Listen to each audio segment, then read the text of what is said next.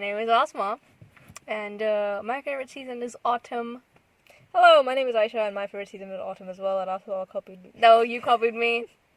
No, I did not. Ayesha, don't be like this. No, I did not. Okay, so you are listening to Kaji Chats, a podcast where we discuss different ideas and media we have come across and our thoughts on them. Yes, so normally we only discuss media we've come across, but recently we've been trying to change it around a little bit, because our main intention was to talk about ideas, not generally, and we were just using the media to sort of inspire us to talk about things. But I think now we're sort of getting to the point where we are coming up with ideas ourselves, and we want to dive into them. What are we talking about today, Osmo? We are talking about an article by School of Life called What Should Really Motivate Us at Work? To work? At work. At work. Okay, cool. Whatever it is, doesn't matter. Yes.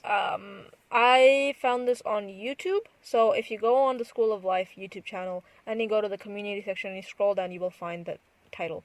Otherwise, there will be a link in the show notes, I guess, you can check out as well. Yeah, but before that, also, would you like to share something from the week? Yes, so yesterday I cut my hair, and it is the shortest it has been since I was like 6 or something. And well, I'm really enjoying it. It feels, after I did it, I felt like all of my problems, all of my issues, they just went away for a while because I was just so self-obsessed, because I just kept on touching it and looking at it. So, if you want not a distraction, but just a change. I don't, it's really big. Cutting your hair? Females especially. Yes, the way your it's hair such looks. a big thing. Yep. The way your hair looks, the way you treat it. Yeah. It's so big. So me cutting my hair is a huge change. And for it to be this short, it is a huge change. And I'm really enjoying it. Okay, that's wonderful. That's really, really great. I'd agree with you. It definitely is a major thing. And not even that, starting to cover your hair. Because your hair can define you, basically. Yes. So it's interesting. Yeah. Okay, let's move to the author. You don't want to share anything from the week? Nothing comes into my mind, and I'm not gonna act like some turd and just like, what should I do about? So pretty much anyone who isn't able to speak at a certain point in time, I should consider them to be poop. So that's always good. Also, I'm trying to make fun of you with this. Excuse me? Yes, but every single time before we sit down to record a podcast, I was like, what should I do?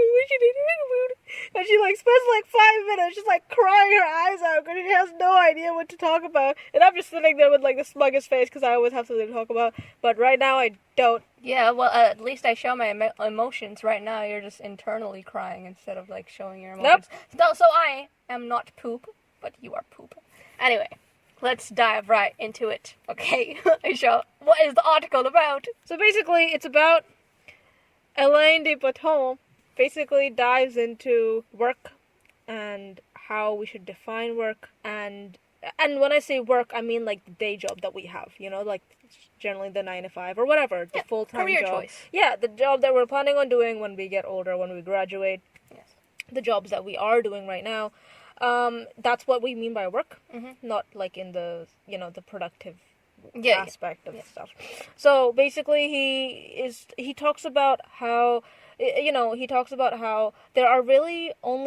should be normally only 2 requirements for work. Yep. But we tend to make it more complex because of our need to seek status and our need to feel desirable and worth something. And we tie that really strongly to our job. And he basically makes the argument that if we got enough love and, attention and praise, and if we didn't need that from other people, we might not strive so hard to get, specific types of work. Yeah. And we might strive to, do what we really want to do, what our passions are. Yeah. So he says that the 2 requirements we should only have when we're considering what career path to choose is that the first one is to find a job that we enjoy, and then the second one is to find a job that pays us enough to cover reasonable material needs. However, he says that there additional 3 things that we usually think about? Would you like to? That we feel that we need to Yeah, have. yeah. So those are to find a job that won't just pay enough, but will actually give a lot more, such as, being able to impress people with your job title. A job that will allow us to not be sort of at the mercy of people, which basically means like, a job in which we don't have bosses that we need to impress all the time, and we feel this desire to always be doing better so that they acknowledge us as being worthwhile and stuff like that. And then the third requirement is we hope for a job that will make us well respected, honored, famous, popular. And again, worth. There's a lot of worth tied to the whole thing. Yeah. And so, because we feel these needs in our jobs, it causes us, I think, I think the article just makes the argument that it just causes people to, it becomes more complex. Very complex. Very complex than it needs to. It becomes more complex than it needs to be. Mm-hmm. So I think 2 things come out of it. It becomes so much more difficult to choose the job or career path, and it also a lot of the times leads you to not actually doing what you want to do. Mm-hmm. Yeah, exactly. Would you like to share your example, Ayesha? Well, okay, fine. Well, I wanted to be a teacher when I was in year 12, and I've told this depressing story to way too many people now. Everyone around me was like, "Teacher, what's wrong with you? Yeah. Why would you want to be a teacher when you could be someone so much better than a teacher?" Even though teachers deserve the most respect Yes. out of literally any other. I mean, apart from like, I don't know, doctors or something. Teachers deserve so much respect. Far Correct. out. Like, and they don't get paid enough, and just teachers, far out. So, I want to be a teacher. Yes. And it was quite wonderful because every time I would tell young people that, they'd be like, "Oh my god, I totally see you as a teacher." I'd be like, "Oh, Yeah. that's so nice. Mm-hmm. It feels so wonderful to hear that." But all the grown-ups were like, nah, like, don't do that. Do pharmacy instead. It's a science degree. It'll bring you respect in the community. Worth. It'll bring you worth in the community. And I felt this insane amount of pressure to want to conform to that, because these were people that I looked up to. Yeah. And I wanted their acknowledgement and their respect and stuff like that. And I don't know if I talked about this in a previous episode, where I think I did, where I told someone that I wanted to be a teacher, and they're like, all of your cousins are gonna... Yeah, I did talk about that, right? Yeah, I'm not gonna talk about that. So, I felt this insane pressure. And I do like to think that at the end, when I decided to change my choices, you got 8 choices. You put it down 8 courses that you wanted to study at the end of year 12, at the end of your high school education, to progress to university. I had teaching at the top, and then I switched it around. Actually, I put medicine at the top just for lulz. I knew I wasn't going to get it, obviously, but I just put it on because who cares, right? YOLO. So Okay, I didn't know that. Yeah, I mean, you did want to be a doctor at some point. Yeah, but that was also because Abu wanted me to be a doctor. Really? Yep. Okay. Yep. I think there was this one point where we were at a clinic, and I think you guys were getting injections. I think you and Emma were getting injections. Yes. And there was this fat book. It was called physiology or something, physiology and disease or something, and it was so thick. And I was just looking at it, and I was like, man, because at that point I was planning on being a doctor. Of course. And I looked at it, and I was like, oh my. And I was just, someone who thinks they're so they're so incredible for wanting to get into medicine. I was flicking through this it's a piece of cake. And Abu was like, "Oh, so what do you think about this?" I was like, "I like reading." Pretentious turd. So what was the point of that story? The story has nothing to do with this. Basically, what I'm trying to say is, I felt that at some point in year 12, I shifted from being a teacher to wanting to study pharmacy. And the reasons I gave for doing that were not because I wanted to study pharmacy, was because I wanted a challenge. Mm-hmm. And I felt that throughout year 12, I did not study as hard as I could have. I did not push myself. I was relatively within my comfort zone. I did not stray out of it. I did not stray out of... I did not sort of acknowledge the fact that I wasn't working hard, and I was sort of slacking off. And I wanted to do a degree, or at least the next step in my life. I wanted to be I wanted it to be one in which I did challenge myself and I was uncomfortable and stuff like that. So that's why I chose pharmacy. Yeah. Not because I wanted to do it. Yeah. I wasn't passionate about whatever pharmacy. It's not even like what it is, whatever it is, right? I wasn't passionate about what the drug does in the body. Yeah. And human physiology, yes, human physiology I was passionate about, but I wasn't. Yeah, it didn't matter to me. I didn't care. But I decided to do it, and I told myself it's because you want to. But I think underlying, there was this huge sense of this pressure. Everyone around me was like, blah, blah, blah.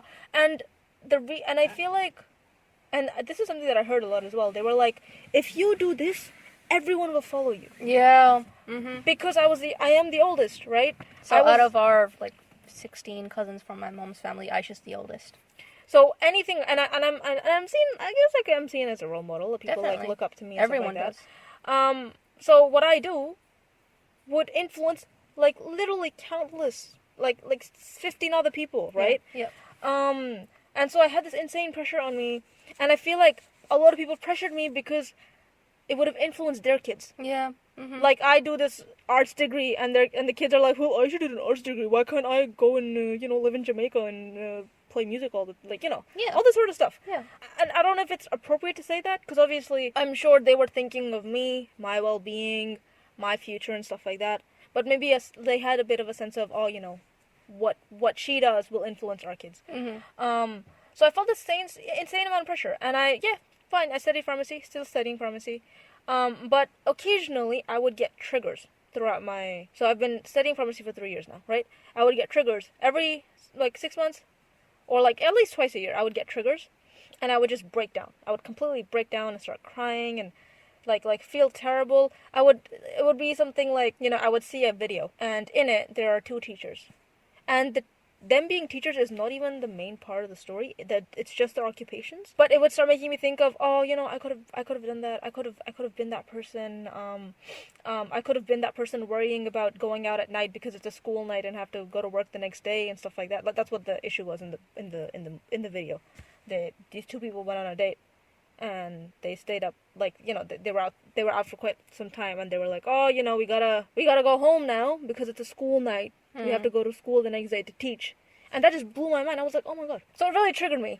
It wasn't something that should have triggered me. It wasn't like I was watching someone teach. But it just really triggered me. And, I broke down. I started crying. I fell into a minor sort of depression for a week or something. And I was like, why did I do this? So yeah, this is sort of, this is a real life example of how, when you think of the work you want to do in the future, if you tie all these sort of extra things to it, it's not good. Yeah. Because if I had just gone through the top two, right? Mm-hmm. The top two requirements, which are that you enjoy it and that it gives you enough money. Teaching is perfect. Yeah. I can see myself teaching in the future. I can see myself enjoying it. Yeah. And it's good money.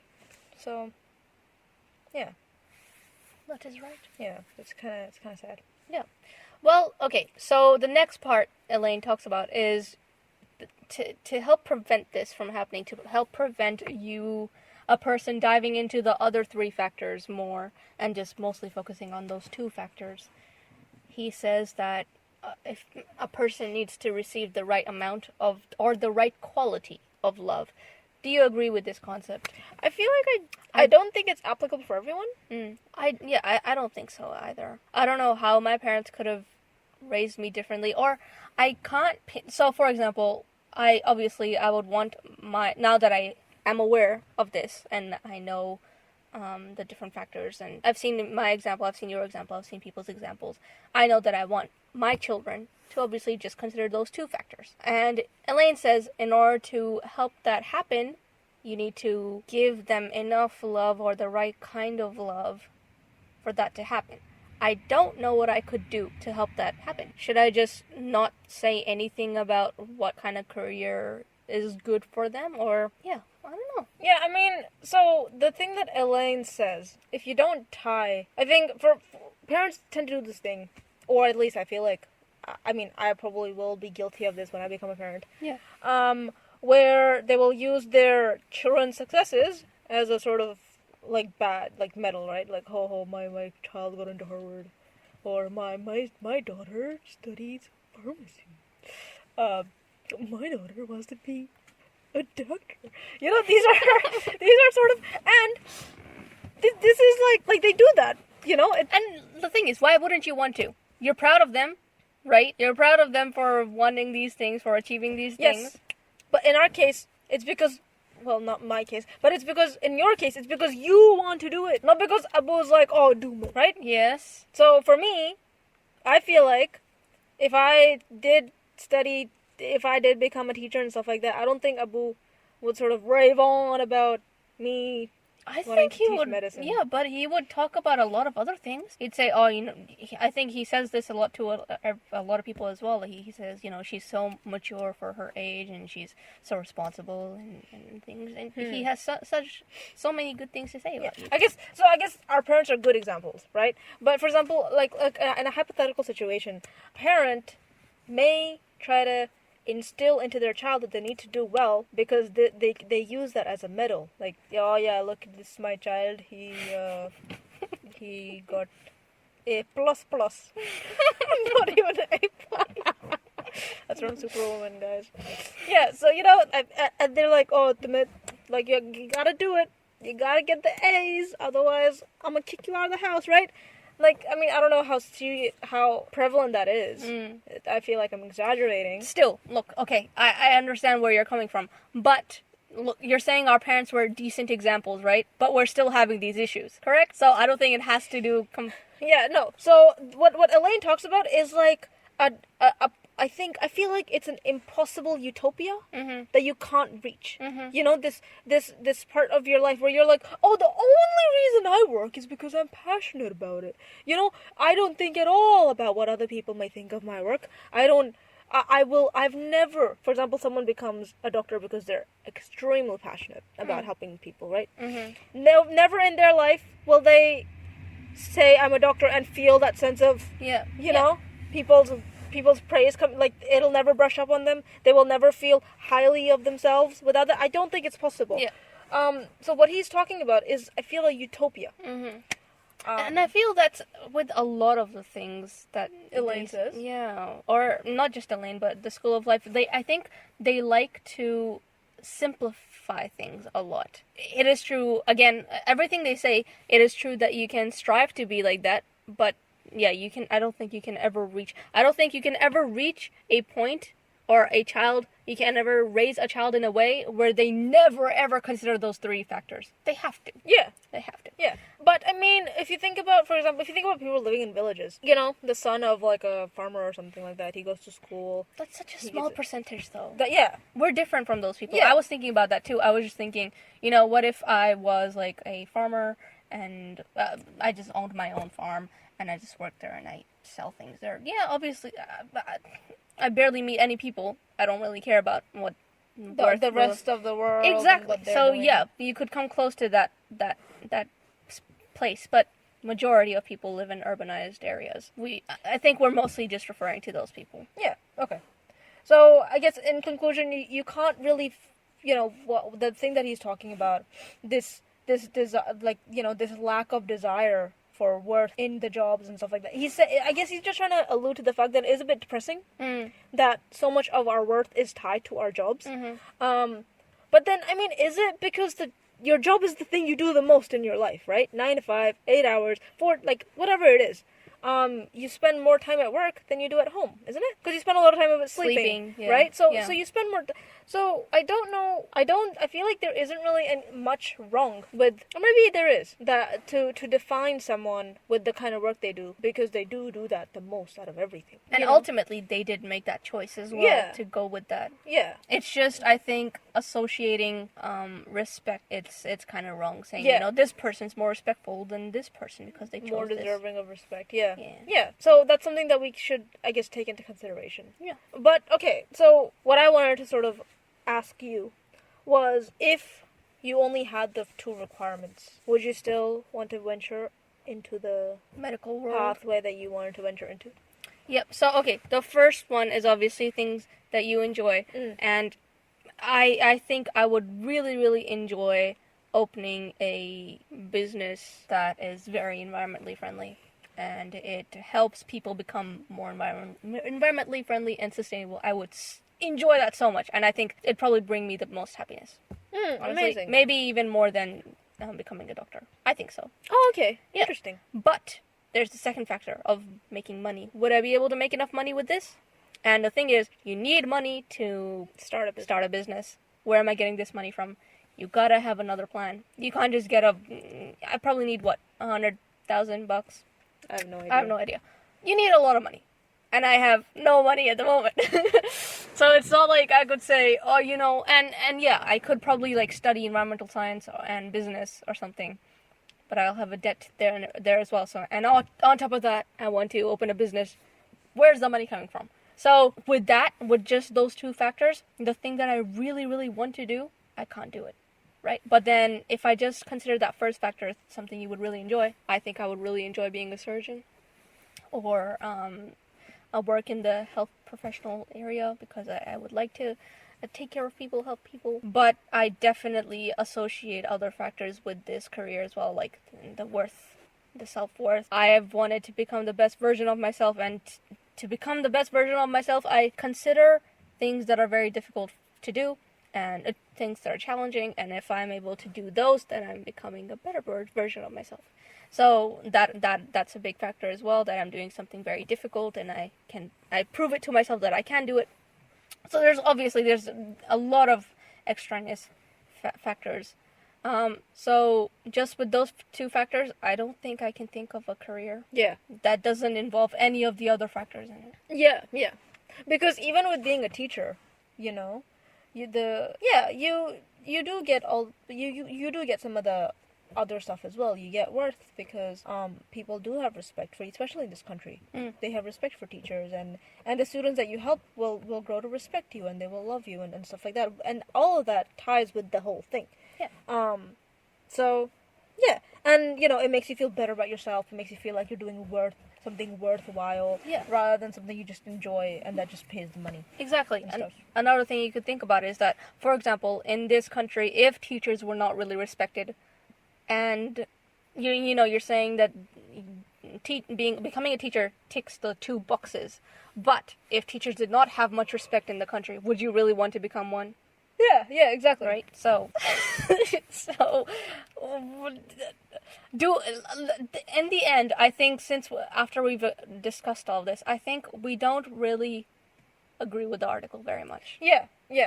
I would say I don't fully agree with it, but it does make us aware. Yeah, I think it makes us aware of why we decide to choose the careers that we choose, and whether they are the right careers for us to be choosing. And if being aware of this stuff, the fact that we strive to get recognition and stuff from our jobs and stuff like that, it would allow us to see that, okay, the only reason I want to study law is because I want that prestige, and I want that, and it would make you go, oh, well, actually, I actually want to be a librarian. Like, that's the thing I actually really want to do. But it's kind of pathetic. Nothing like in terms of like money. That maybe. hypothetical person thinks that because everyone around, their parents are lawyers and stuff, and if they became a librarian, it would be like, what kind of example have we set for you to have to be this person who literally just puts books on shelves? That's not all what librarians do, but you know what I mean. Although a person could really, really enjoy that job. Yeah, exactly, and they may actually really want to do that. Yeah. And no shade on librarians, of course. Yeah, they're great people. Yes, massive respect. So lovely. Yeah. So I guess that's what the conclusion to that whole thing is. Just be aware of why you want to do why you're choosing the career pathway that you are. Yeah. Is there something you actually really, really want to do? And maybe this article would help you sort of break out of that shell and really pursue what you really want to do. Mm-hmm. Because it'll make you think about, actually, the reasons why I want to do these things is this. Yeah. The second thing in the article was just this thing that Elaine says that I wanted to sort of dive into a little bit. Where he said something like, if people had enough love in this world, they would be completely happy. And if, two people very much in love could sleep on a bench outside and they'd be completely happy. And, not that we know what it's like to be completely in love and completely poor, that the only people we have is the other person, right? No, we don't know that. But do you feel like? No, not at all. Yeah. Not at all, man. A lot of because a lot that happiness has to do with is being comfortable. Would you really be comfortable living on the bench for the rest of your life? No. And I don't think you might have the perfect partner, but I don't think that's the only thing that matters in life. Is that really the only thing that matters? No, it's not. Definitely not. Because if you do live on a bench, the only thing you actually have is that person. Yeah. Nothing else. Yeah. Yeah, sure, you have love, but there's more to life. There's more to life than love. Yep. I think it ties really nicely with the show that we're watching right now. Reply 1988, because in that show there's a couple and they're relatively poor, and the mother keeps on saying, if we had more money, I'd be better mother to the kids and stuff, and they don't have that sort of the relationship is really rocky and they fight a lot because of this lack of money. And it made me think of what you said, the word comfortable. If you are comfortable in your life, then you will really like to have that love around, I think, because it'll allow you to really express it rather than having to worry about where the next meal is coming from and all that sort of stuff. Exactly. Yeah, and you'd have more time to think about the love as well instead of thinking about these issues. Yeah. As well, so obviously, if you're living on a bench, you have so many issues coming through your head. Do you really care that much about the love then? Do you really express it as much? Yeah. I mean, you have the person with you as a companion, as someone who understands what you're going through. But if all you do is sit on the bench and love each other, you're not going to get anywhere in life. Yeah. What did Elaine say about this? Did he say that you can? Yeah, it said, I mean, let me see if I can find it. 2 people who are in love will be happy to sleep on... Oh, actually, no. So, Elaine didn't say that. Another writer called D.H. Lawrence, and Elaine referred to this in the article he wrote, was 2 people who are in love will be happy to sleep on a park bench. Yeah, but I mean, obviously, it's not like if you have all the money in the world. There has to be a balance, right? Yeah. So, you could be living in a tiny house, and literally be living hand to mouth, but you may be comfortable because that's all you need. You don't need any extra money, and you would be happy, and you would be supporting each other, and there would be room for growth and stuff like that. And yeah, I think that's great, but yeah, I don't really know. I don't know how much money that would be, right? Yeah, it's a bit of a complicated thing, because I do think in order to have a good relationship, you guys need to be in a good financial situation. Yeah. Because otherwise, they're from it stems like a lot. But then, like that movie that we watched, the old movie we watched with the terrible songs, and that one actress who kept on saying, "Oh, it's so bad." I forgot, Sati or something. I can't remember what it was I called. don't know. But anyway, in that they are relatively happy. They live in one house, one room. Yeah, but they don't really fight with each other. Yeah, but they have issues. That's because they barely meet. The lady worked from morning to night, and then the dude worked from night to day, something like that. They barely met. Yeah, but I feel like they were happy though. Were they happy? I'll have to watch the movie again. But I don't know. I do. It's a bit confusing. But I feel like if you have a sense of understanding, I guess it's really broad. We're all complex human beings. We all have different needs. Someone maybe would be completely out. I don't see myself being like that. Yeah. I don't think I can be so unbelievably in love with someone that's all I see, or that's the main thing I see. I think it would definitely have to be a balance. Yeah. But I think I do know some people who would be completely happy to just be on a park bench. No, not a park bench, but maybe even if they're not very comfortable in their life. A very big part, maybe. Yeah. I feel like I can see some people being like that as well. Yeah. So I guess what this brings us to is, even if you have, the best relationship with your partner and you feel incredibly loved, it may not be enough to give you that worth you want. Yes, you have a great loving relationship. You go to work and you're trying to impress your boss. And I feel like job satisfaction may also tie with that. How well you work and stuff like that. You could have the best relationship in the world and be doing terrible at your job because you're slacking off and stuff and all the... and it may make you feel terrible. And the no amount of love from your partner will help you with that. Because this is a personal issue that you have within yourself that you need to fix. So, from that perspective, it's not like, for some people, I don't think it's just enough to have all that love from a person. Yeah. Some people would be like, oh, what more could you possibly want? I bring you everything you want and everything for you, and We have she's each like, other. yeah, we have each other, and yeah, look, I go out and I do work and stuff, and you are at home and you cook and stuff, but like, what do you mean you want a job, and what could you possibly want the job for? Don't you have enough work? Don't I, like, aren't I enough for you and stuff like that? Yeah, so I don't think it's enough. I think it's very important to discuss these things with a potential partner as well. Yep. How important things are to you. I think working would be a very important thing to me in the future. But, for example, it's not really for my mom. Yeah, that's true. Very important to discuss that. Yeah. So I guess maybe we're seeing this from a very limited perspective. If maybe our mother was in the car as well, and we were speaking to her about this, maybe she'd be like, oh... What? Like, I'm fine with, I don't think I would mind if all the love and appreciation and worth that I got was only from my husband. Nah.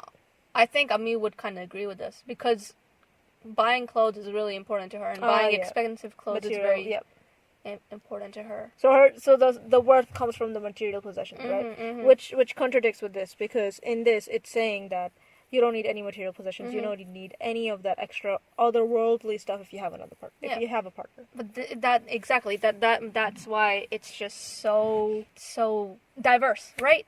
Like, I'm not at all, because Ami always says, so she's always like, all I need is food and good clothes. That's what she says. All I need is food and good clothes. I think I'm completely different to that. You probably want something completely different. Everyone wants something completely different. So I think you just try. It's probably just about self-knowledge, maybe. Just try to understand what you want. Knowing yourself. Yeah. Yeah. And it's important to consider the future instead of just thinking, oh, I really want to learn about the human body, so I'm gonna do medicine. Because I think that's that's why I first wanted to do medicine. It was because I fell in love with biology in year 11 and 12. I thought, I want to learn more about this. How? Oh, medicine! Because that was the probably the most in-depth you could probably go to in order to get that knowledge. Yep. It's really important to consider the future. I didn't consider the future at all. It's like, But then later, when I became a bit more mature, I realized, well, the amount of time I will spend with my family would probably not be as much as I want it to be. There's a lot of other factors as well. But yeah. Yeah, but I mean, I completely understand what you mean, because I did not think about... All I wanted was a challenge. Yes. Yeah, exactly. That's what I mean. Because, I could say something like, a person could say something like, I want to become the best version of myself. So, by finishing this degree, I'll become the best version of myself. But what about after that? Would you actually want to do the work associated with this degree? Exactly. You have to think about the future. Yeah. And it's fine if you haven't yet, because I didn't for a long time. I don't think you did for a long time either, but, it's really important. Yeah. And I think it's kind of strange to me that we don't think about the future as much, because pretty much the reason you should be doing this degree is because of what the rest of your 40 years of life will look like. Exactly. But we kind of just think about the immediate future. Yeah. I mean, I think that's a flaw in the educational system, because when we were in school, they were all about the degree. Which course you want to get into? Which university? They didn't really think of. We didn't really think much about what comes after that. Yeah. Which is what the main thing is, the most important thing. Exactly. Why didn't they ask questions like, what kind of life-work balance would you want to have? Would you want to work on a desk from 9 to 5? What kind of work would you want to do? They didn't ask any of those questions. Yeah, but then, I mean, when you were that young, would you have... Maybe if we were prompted these questions, we would have thought about it.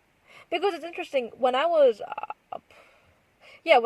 when I finished my degree, I wanted... When I finished my high school degree, certificate. Yes, when I got my high school certificate, I wanted the most busy lifestyle. Where I'm just constantly working, and like I come home and I sit with my kids for 15 minutes, and we like I'm drinking. Really? I wanted this. I don't know why. I'm so stupid, but I wanted this. I wanted to be always busy, always doing stuff. Whoa. And it was so. And then I think I discovered minimalism, and then I realized, it's not about it. Mhm. So if we thought about it from that perspective, maybe like back then I was like, I want a fast, busy lifestyle. I want to always be doing stuff. I want my kids to be involved in all sorts of stuff. They want Okay. to go into classes all the time. Yeah. Stuff like that.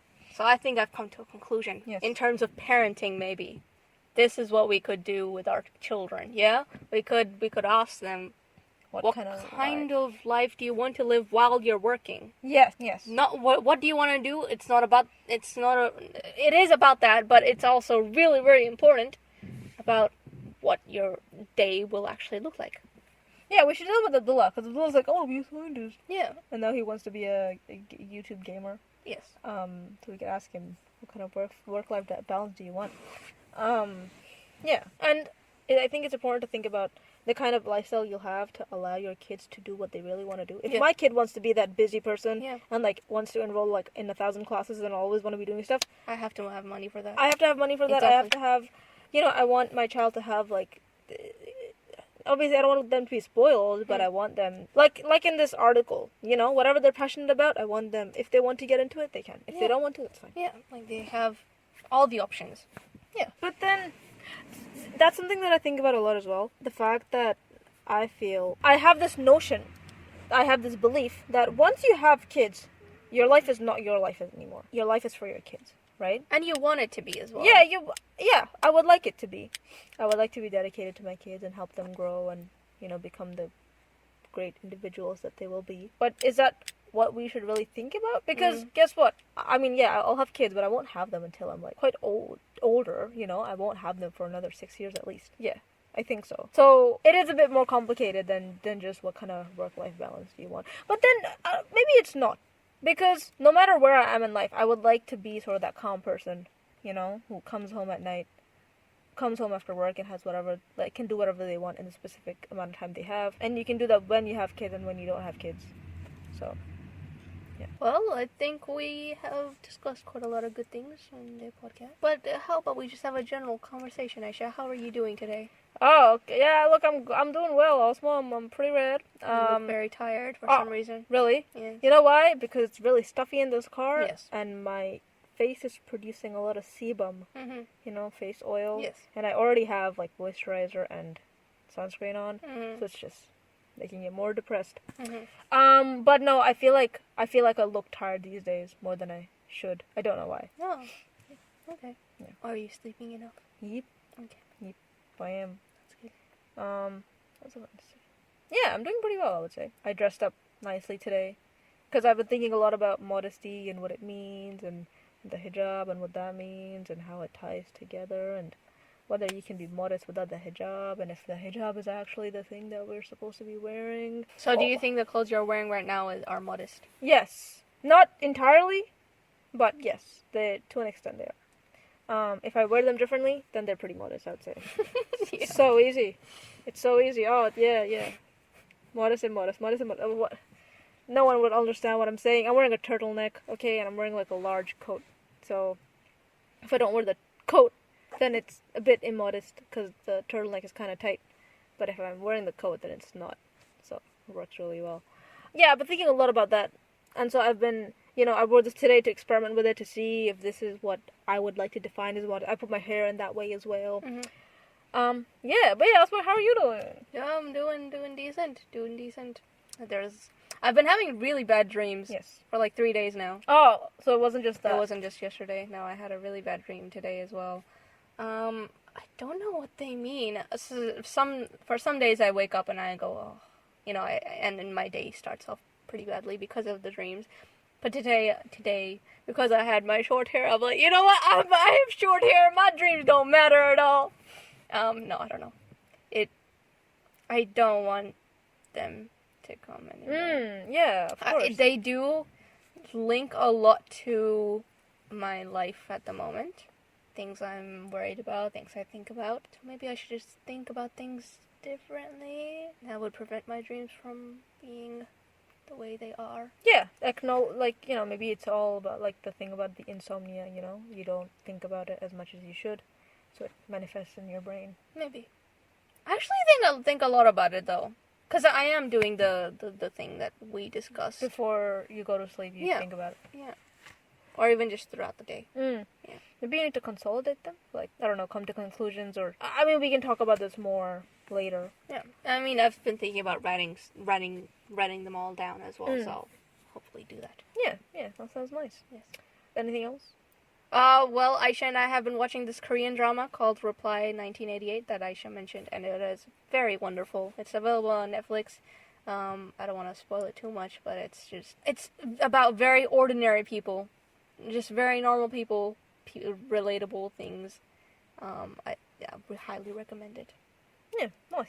All right. Did you want to sort of make a conclusion for all the stuff we talked about? Okay. So the first one was, when it comes to your job, maybe think about why it is you want to do this job. Is it because you're seeking that status and the money? Or is it because you feel you actually enjoy it? And if you actually enjoy it, great. Continue with it, regardless of the fact that it'll give you, fame or...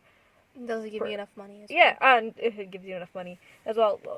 Another thing that we talked about was, love is not the only thing in the world, okay? It's you need other things in life. For most people, you will need other things in life. Whether that may be satisfaction from your job or material possessions.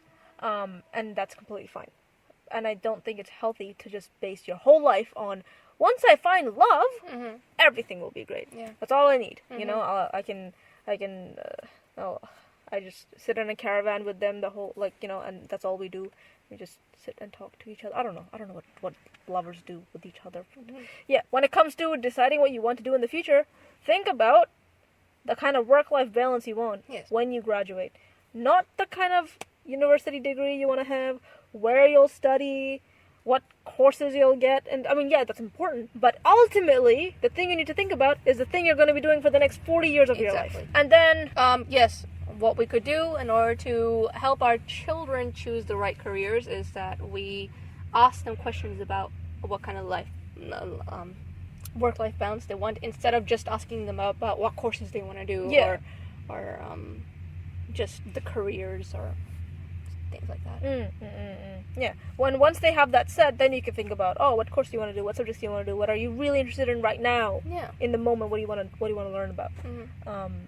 And incorporate that. Yeah, and perhaps what does a normal day look like for you when you're perhaps like 30 years old or something. And also acknowledging the fact that, minds do change. I used to think that I wanted a very busy lifestyle, and now I don't. Yeah, and telling your children that as well, that, it's fine if you change it in the future. You don't have to be... Because I think I have that big issue as well, now that I've been hung on medicine for like 3 years now. I find it really hard to just say, no, because I've told so many people that I want to pursue this, so if it doesn't happen, they'll be like, what? So it's difficult, but yeah, if we do tell people, if someone did tell me, it's okay if you keep changing, it's fine. Yeah. It's just, you're just learning about new things, you're gaining more knowledge, and you're making a decision based off of that. Yes. All right, cool, wonderful. So we wrap it up there? Yes. All right. So, thank you so much for listening. If you want to continue the conversation, or expand on anything that we talked about, and want to chat with us, you can message us at carchchats on Instagram. We also have an email called carchchats@gmail.com. Yep. If you have any feedback, comments, or anything, let us know. Yeah. And we'll hopefully see you next. Why are we always like this? You'll hopefully hear from us next week. Yes, take care.